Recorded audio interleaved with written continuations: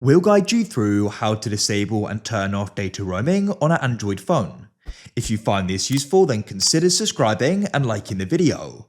So with data roaming, it goes and essentially stops your cellular data and mobile data working abroad, because this can come at an expensive cost with your mobile network provider.